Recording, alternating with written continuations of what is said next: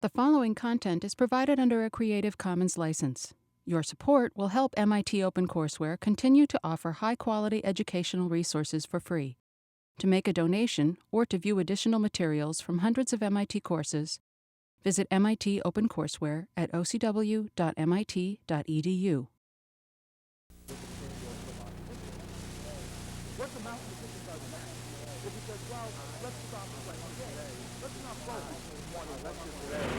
Hi, our lecture today is entitled Inverse Functions, and it's almost what you could call a natural follow-up to our lecture of last time when we talked briefly about one-to-one and onto functions.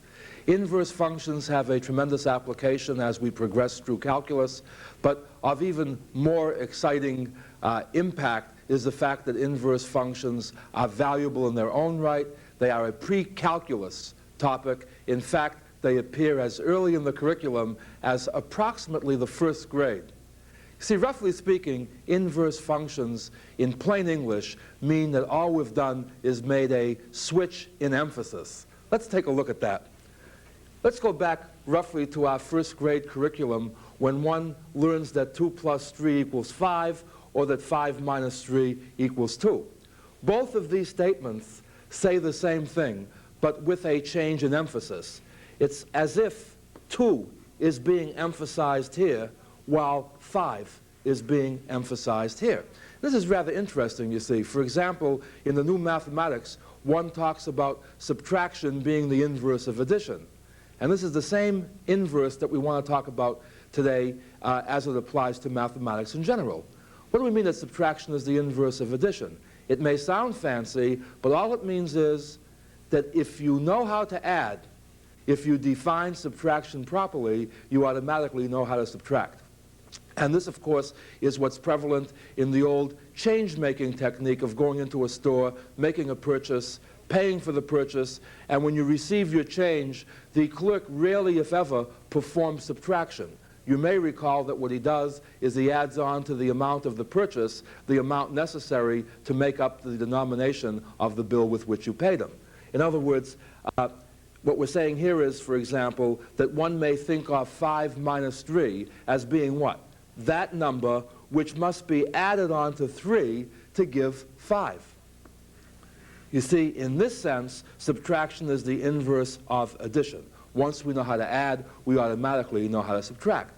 Now, you see, this idea goes with us. We learn that multiplication and division are inverses of one another, and as we go on through higher mathematics, even on the pre-calculus level, we find additional examples of this. For example, when one knows how to use exponents, one automatically knows how to study logarithms. Namely, if y equals the log of x to the base b, this is a synonym for saying that b to the y equals x. And what is the basic difference between these two statements? They are paraphrases of one another. In one case, it seems that the number y is being emphasized, and in the other case, it's the number x that's being emphasized. And, as in the case of most examples of paraphrasing, which of the two forms we use depends on what problem it is that we're trying to solve. In other words, if we know one of these two, then we automatically can study the other in terms of the one with which we feel more familiar. This, of course, continues when one gets to trigonometry and studies the so-called inverse trigonometric functions. If y equals the inverse sine of x, that's the same thing as saying that x equals sine y. Again, what is the basic difference? In one case, it seems that y is being emphasized. In the other case, it's x that's being emphasized. In terms of the usual calculus jargon of independent variable versus dependent variable, it appears that what? In one case, x is the independent variable, y the dependent variable. In the other case, y is the independent variable, x the dependent variable. To generalize this result, what we're saying is simply this. If y equals f of x, you see where y is being emphasized, the dependent variable, if we wish to switch the emphasis, then we write x equals f inverse of y. This is read f inverse of y, and it's the function which, in a sense, inverts the roles of x and y. Let's see what this means more explicitly in terms of a particular example. Let's suppose that we're given the equation y equals 2x minus 7. Or, to represent this somewhat more abstractly, y equals f of x, where f of x is 2x minus 7. Now you see, without mentioning the word inverse function, it turns out that early in our high school career, we were finding inverse functions as soon as, for example, someone were to give us this problem and say, solve for x in terms of y. Solve for x in terms of y. You see, if we solve for x in terms of y, we now have what? X is being emphasized. These two statements tell us the same thing, but now we write what? X equals f inverse of y, and f inverse of y is just y plus 7 over 2. See, notice again the connection between f inverse and f, how one undoes the other. In terms of our function machine idea, what we're saying is we may visualize the f machine whereby the input is x, and the output will be twice x minus 7. In other words, the output will always be twice the input minus 7. Now the question that comes up is, suppose we reverse the roles of the output and the input. In other words, suppose now we let the input be y, what will the output be? If we reverse the terminal, so to speak, what we have shown is that now the f inverse machine would be what? The input is y, the output is y plus 7 over 2. And by the way, a question that we shall come back to very shortly that plays a rather important role here, and which I'll emphasize from another point of view, is that if you get into the idea of always wanting to call the input x and the output y, which is how we get geared to do things in terms of calculus. You know, x is always the horizontal axis, y the vertical axis, and we always agree to plot the independent variable along the x-axis, in other words, the input along the x-axis, the output along the y-axis. Then the question is, could we have called this x and called this x plus 7 over 2? And we'll go into this in more detail in a little while, but obviously what we call the name of the input should not affect how the machine behaves. By the way, as a little aside, I thought it might be interesting to show why we use such notation as f inverse, f to the minus 1. It's rather interesting here.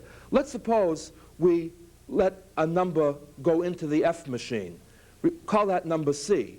Notice that any number that goes into the f machine has as its output twice that number minus 7. Suppose we now let that number be the input of the f inverse machine. What does the f inverse machine do?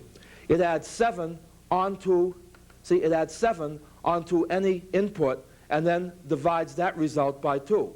In other words, if we now run 2c minus 7 through the f inverse machine, we have 2c minus 7 plus 7 equals 2 over 2 equals c. In other words, notice how the f inverse machine undoes the f machine. If we wanted to use the language of last time in terms of composition of functions, what we do is what? What we're saying is that if you combine f followed by f inverse following f, that gives you what we can call the identity function. The identity function, namely, if the input is c, the output will again be c. In other words, f inverse of f of c is just c back again. In a similar way, notice that we can reverse these roles. We saw last time that composition of functions depends on which order you combine the functions, but notice that if you run d through the f inverse machine, the output will be d plus 7 over 2. If this becomes the input of the f machine, remember what the f machine does. It doubles the input and subtracts 7. In other words, again, f of f inverse of d gives me d back again. In other words, in terms of composition of functions, f followed by f inverse, or f inverse followed by f, is what we call the identity function. That one is truly the inverse of the other from that particular point of view. However, let's correlate what we're talking about now with the circle diagrams that we used in our last lecture. You see, first of all, let's recall that unless our function is both one-to-one and onto, we do not have an inverse function. Namely, for example, if our function had not been onto, then when we, see, here's the idea again. Let me make sure this is clear. To get an inverse function, essentially all we do is this. If f is a function from a to b, the inverse function is defined by reversing the input and the output, which means in terms of this diagram, we reverse the sense of our arrows. We reverse which end the arrowhead goes on. And what we're saying is, if we had a function from a to b which was not onto, then you see when we reverse the arrowheads, f is not defined on all of b. In other words, the domain of f, the domain of the inverse function would not exist because it would not be defined on all of b. Secondly, if two different elements of a went into the same element of b, when we reverse the arrowheads, the resulting function would not be single-valued, and hence, in terms of modern mathematics, it would not be a well-defined function. Okay? So in other words, for the inverse to exist, it must be that the original function is both one-to-one and onto. And as an example of that, this is what this diagram here represents. And to make sure that we can read this all right, I have singled out a typical element of capital A, a typical element of capital B. Remember what our notation is? The notation is that f of A equals B, that the image of A under f is B. And to use that in terms of the inverse language, if I call g the function that I get when I reverse the arrowheads, g of B equals A, and g is what I'm calling f inverse. By way of further review, the domain of f is equal to the image of f inverse, and that's A. The image of f is the same as the domain of f inverse, and that's B. And now, what the question is this. Notice that as long as you want to use the same diagram, all we have to do to express f inverse in terms of f is sort of to reverse the arrowheads. The question that comes up is, suppose you insist that the domain be listed first. In other words, when we're going to talk about g, or f inverse in this case, that's a function from b to a, so why don't we list b first? And you see, again, we can do this. Here are the elements of b, here are the elements of a, and all we have to do is see what happens over here. For example, if we come back to here, notice that the first element listed in b comes from the third element listed in A. So when I make up the inverse function, I just capitalize on this by writing the same thing. The only problem is, and this is going to become a crucial one, is the fact that if somehow or other you couldn't see these labels, if you couldn't see these labels, and all you knew was that the first set was called a domain, and the second set was called the image, if you now looked at these two functions, you see they wouldn't look anything at all alike. In other words, f and f inverse, while not independent of one another, do look quite different. For example, notice that f inverse causes the first two elements in here to sort of crisscross as they have images, and the second two elements of here crisscross. Notice, though, in terms of f, it's the second and third that crisscross, and the first and fourth that don't intersect at all this way. In other words, if you look at this curve or this diagram and compare it with this diagram, notice that there is a difference in what seems to be going on. Well, again, this is quite abstract. Let's try to relate this as much as possible to the language of calculus and our coordinate geometry graphing techniques. To begin with, let's suppose that we have a function f whose domain is the closed interval from a to b, and whose range is the closed interval from C to D. And the question that we'd like to raise is, under what conditions will f possess an inverse function? What does onto mean? What does one-to-one mean? And things of this type. Well, the first thing I'd like to point out is that if the graph y equals f of x looks something like this. See, notice that the domain is from a to b. The image is from C to D. Notice the fact that we have a break in the curve over here tells us that our function is not onto. Namely, given this number p, which is in our image between C and D, there is no element of the domain that maps into p. So in other words, if there is a break in the curve, the function is not onto, and hence it will not have an inverse. Okay? Now suppose there is no break in the curve.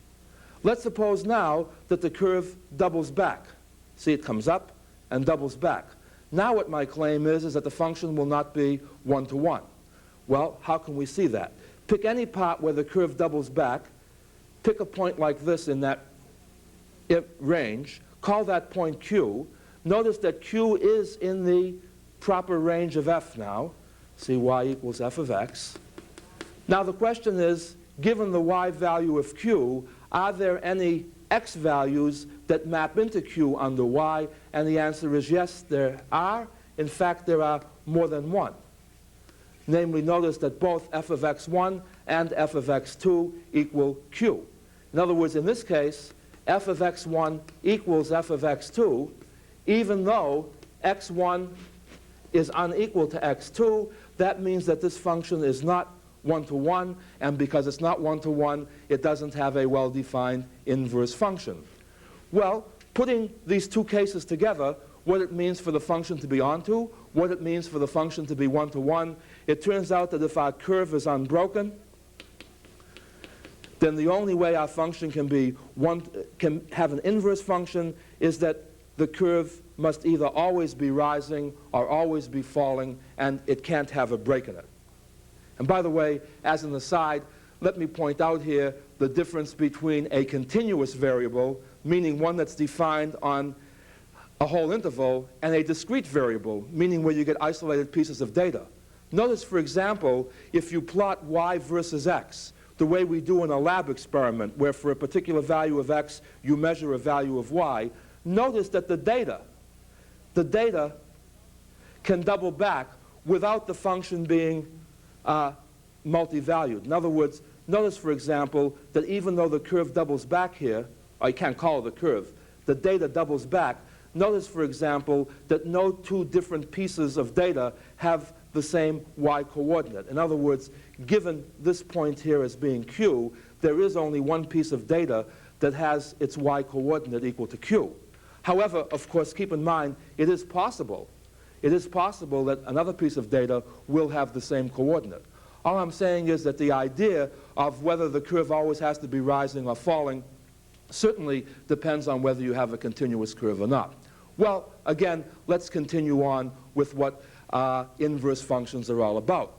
You see, this comes up with our whole idea of why do we make fun or why do we minimize single-valued functions in calculus? And the answer is that single-valued function, why do we always stick to single-valued functions and do away with multi-valued functions?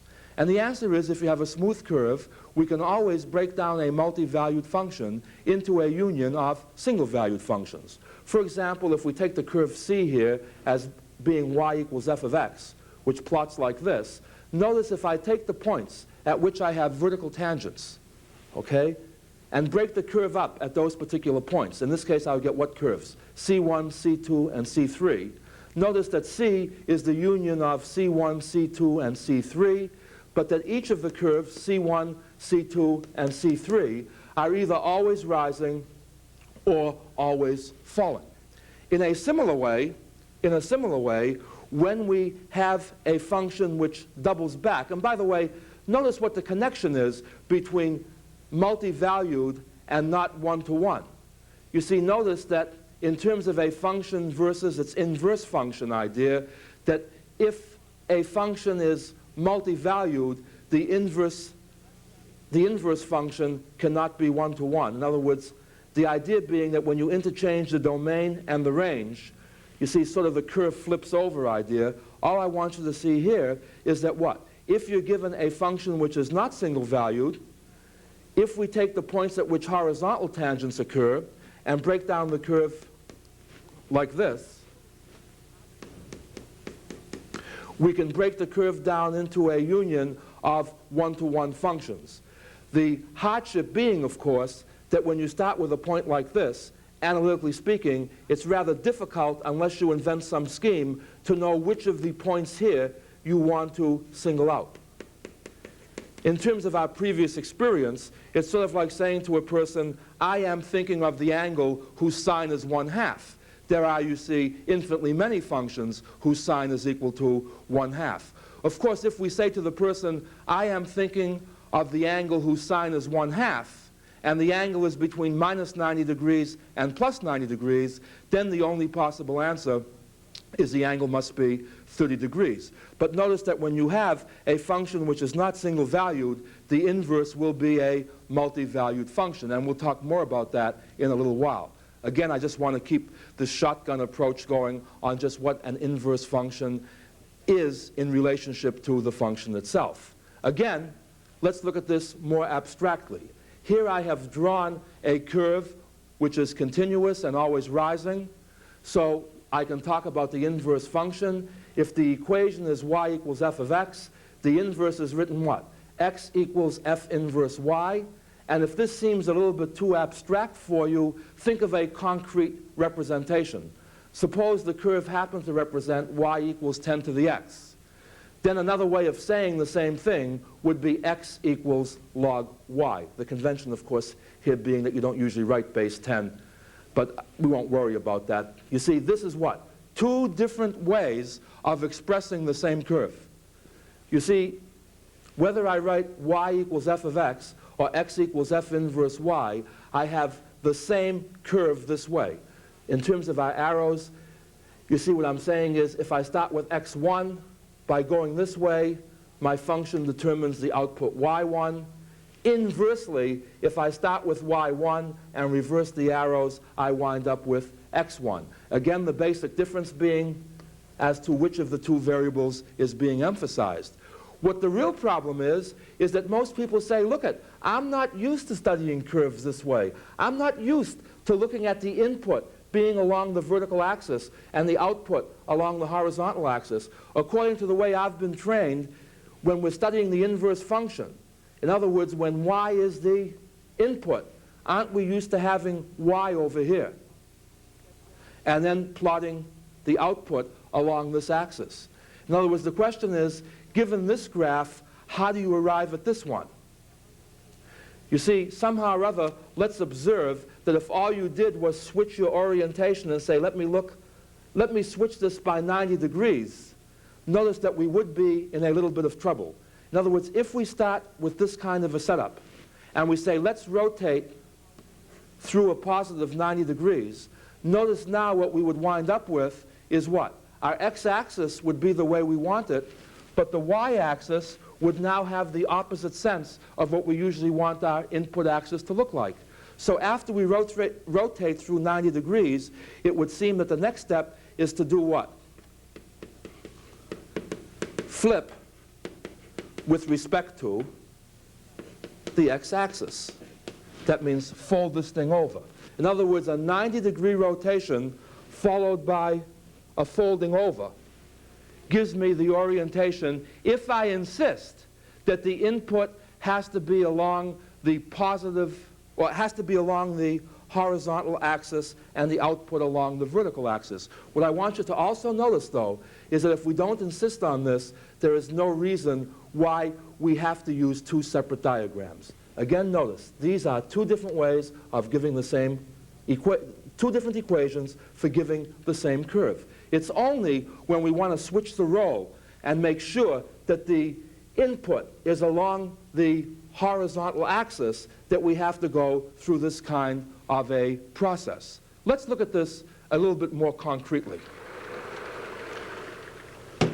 What I call a semi-concrete illustration. What I'm saying now is, let's suppose this is the curve I've drawn in here, y equals f of x. Another way of saying that is x equals f inverse of y. And the question is, suppose I now want to plot the same curve, same equation, but now with the y-axis as my horizontal axis. You see, again, in terms of geometry, how I shift my axes will not change this equation. But what the picture of this equation looks like will certainly depend on how I orient my axes. So the idea is what? I simply fold this, rotate this thing through 90 degrees. And if I do that, the resulting picture looks like this. And once the picture looks like this, the next step is what? Flip this with respect to the x-axis. Okay? And now my picture looks like this. In other words, x equals f inverse of y here and x equals f inverse of y here are the same equation. The reason that the picture looks different is because I didn't allow myself to use this as the axis of inputs here. In other words, again, as soon as I wanted to make this axis orient so that it would be the horizontal axis, this is what I had to go through over here. Now you see, the next refinement is that the person says, look, I'm not used to calling this the y-axis. What's in the name? Why don't we always agree to call the horizontal axis the x-axis and the vertical axis the y-axis? And if I agree to do that, notice what happens just by changing the names of the variables. All that happens is that now this becomes y equals f inverse of x. This is an important thing to notice then. In other words, if you insist that the horizontal axis in both cases will be called the x-axis and the vertical axis the y-axis, then this would be the curve y equals f of x, and this would be the curve y equals f inverse of x. But again, the whole thing comes about only when you insist on how you want your axis oriented. Let's go back to our problem of y equals 2x minus 7 and see what this thing means in terms of a graph. As we saw previously, if y equals 2x minus 7, x is equal to y plus 7 over 2. And the idea is what? Let's see what this thing really means. If I plot the straight line, y equals 2x minus 7, this is the line that I get. Notice that as long as I'm going to use the same orientation of axes here, it makes no difference whether I call this line y equals 2x minus 7 or whether I call it x equals y plus 7 over 2. They are two different names for the same line. The problem occurs when I insist that the independent variable always be plotted along the x-axis, the horizontal axis, and the dependent variable along the vertical axis. Again, going through what we did before, I first take this thing and I rotate it through a positive 90 degrees. That takes this picture and transforms it into this one. I now take this and I flip it with respect to the x-axis, and that gives me this picture here. You see, now what is this line here? It's x equals y plus 7 over 2. Again, this is the same equation as this one. The reason that the pictures look differently is the fact that we have changed the orientation of the axis. Again, if we now say, okay, let's rename this the x-axis, let's rename this the y-axis, then this becomes what? Y equals x plus 7 over 2. It's in this sense that we call this curve, or this equation, and this equation here, that these two equations are inverses of one another. Again, in terms of what we said before, if you pick a particular value of x and compute y this way, then you apply this recipe to that. In other words, if you now take twice y, twice the output here, and subtract 7, your original input returns. In other words, this works exactly the same as we did before, but again, the whole basic difference is what? How you want to orient your axes. That the curves look different because your coordinate system is different. Of course, the interesting question now is, if we compared these two curves, granted that the function and its inverse are different functions, they are somewhat related. They're not random. How are these two graphs related? That might be the next natural question to ask. And if we do that, the idea is simply this. Let's suppose we have y equals f of x as one of our curves. The curve happens to be invertible, meaning that f is always rising and it's unbroken, etc. Okay? The question is, if we now try to plot y equals f inverse of x in the same diagram. See, notice now what I'm saying. In other words, I am not saying x equals f inverse of y here. I'm saying suppose I have the curve y equals f of x and also the curve y equals f inverse of x. How do these two curves look with respect to an x and y coordinate system? See, let me do that part more slowly again. Let me come over to here for a moment. Notice that y equals 2x minus 7 was my original curve and what I dealt with before. If I want to keep the same orientation of axes, the inverse function we saw was y equals x plus 7 over 2. The question that we're asking quite in general, not in this specific case, is how are these two curves related? And the solution goes something like this. Let's suppose that the point x1, y1 belongs to the curve C1. By definition of C1, that says that y1 is f of x1. By definition of inverse function, see, if y1 is f of x1, that means if you interchange the input and the output, that's another way of saying what? That x1 is f inverse of y1. In other words, again, if f maps x1 into y1, f inverse maps y1 into x1 by definition. Now you see, compare this with the curve C2. See, this says what? That the input y1 maps into the output x1. In other words, notice that if you look at the f inverse situation here, when the input is y1, the output is x1. That's another way of saying that y1 comma x1 belongs to the curve C2. In other words, if x1, y1 belongs to y1 equals f of x1, then y1, x1 belongs to y equals f inverse of x. Now, what is the relationship between the point x1 comma y1 and the point y1 comma x1? If we draw this little diagram, we observe that we have a couple of congruent triangles here. This length equals this length. This angle equals this angle. And this gives me a hint. You see, this makes triangle OPQ isosceles. I draw the angle bisector of angle O. The angle bisector of an isosceles triangle is the perpendicular bisector of the base. An angle bisector of the vertex angle is the perpendicular bisector of the base. Well, you see, that makes this angle equal to this angle. That makes this a 45-degree angle. In other words, the line that I've drawn is indeed y equals x. And notice that P and Q are symmetrically located with respect to the line y equals x.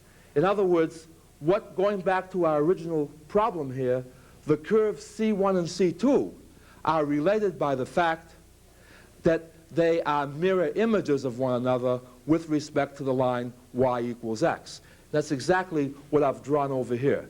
In other words, going back to the problem of how are the curves y equal 2x minus 7 and y equal x plus 7 over 2 related, the answer is they are mirror images of one another with respect to the line y equals x. They are symmetric with respect to that line. Now you see, let's talk about this from another point of view also and show what the tough thing is. You see, so far, my whole discussion seems to have hinged on the fact that we have a function which is invertible. What if you have a function which is non-invertible? Going back to something more familiar, why do we talk about when y equals the square root of x, why do we have this convention that we take the positive square root? After all, doesn't the square root of x and minus the square root of x have the property that when you square them, you get the same result, plus or minus? Squared is always plus. And the answer is that if you square both sides here and think of this as being the curve y squared equals x, what happens is you get a multi-valued function. You see, one value of x yields two values of y. And the way we get around that is we break this curve down into two pieces, C1 and C2, where C1 is always rising, C2 is always falling. Here, in other words, we broke this thing off at the point of vertical tangency, and we can now think of this curve as being the union of two curves, one of which is y equals the positive square root of x, and the other is y equals the negative square root of x. Now the question is, what happens when you have a function which is not single valued? In other words, let's just invert this one. Let's suppose we started with the curve y equals x squared. You see, now, for a given value of y, I'm in trouble, because if y1 is positive, there are two different values of x which yield this particular result. See, in other words, both of these have the property that when you square them, you get y1. And all we're saying is that in a problem such as this, we can study this curve as two separate pieces. Call one of these curves K1. That will be the curve y equals x squared, where x is non-negative. So this will be the curve K1.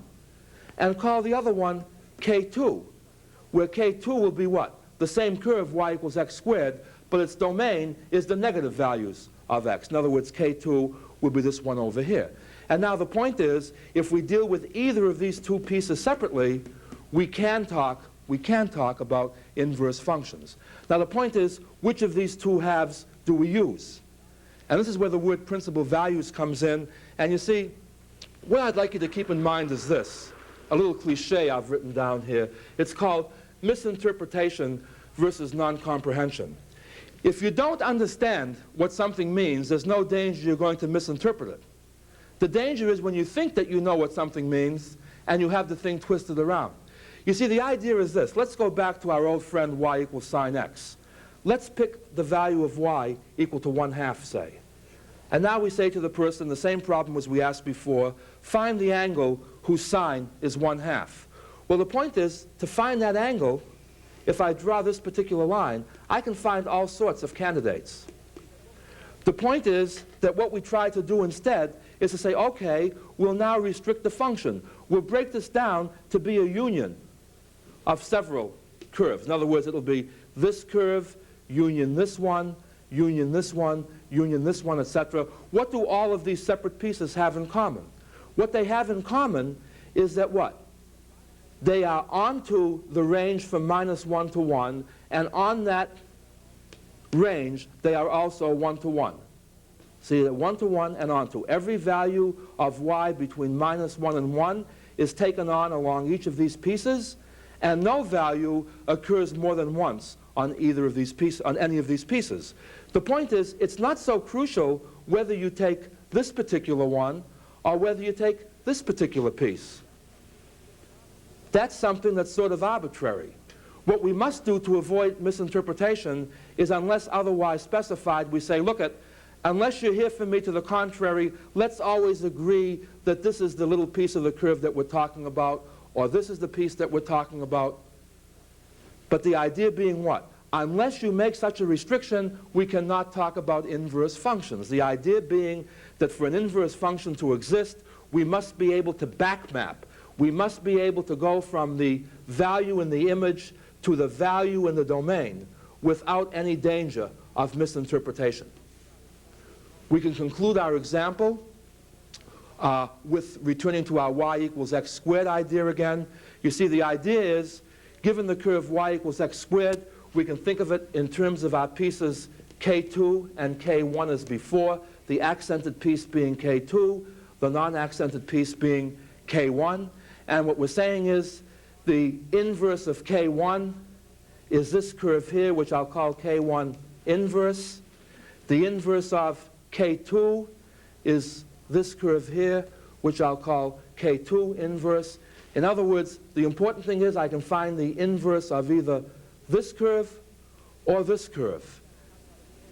And in fact, how do I do that? Again, with respect to the 45-degree line, the line y equals x, notice that K1 and K1 inverse are symmetric with respect to this 45-degree line.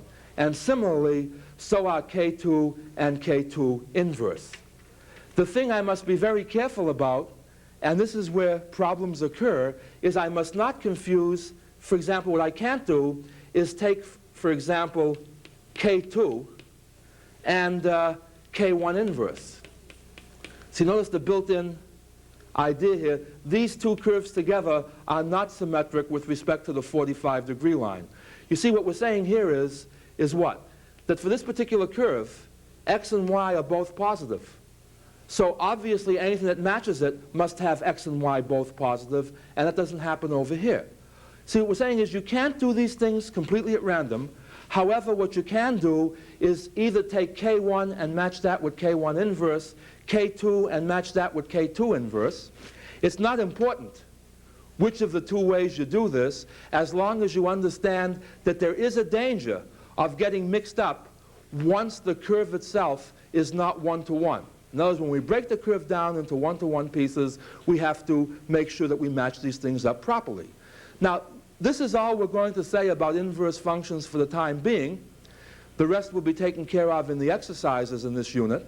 However, we will return to this point very, very strongly later in our discussion of calculus. The important point to remember is that a function and its inverse function give us two different ways of expressing the same information, and that we can use whichever one happens to be to our advantage. Well, until next time, goodbye. Funding for the publication of this video was provided by the Gabriella and Paul Rosenbaum Foundation. Help OCW continue to provide free and open access to MIT courses by making a donation at ocw.mit.edu/donate.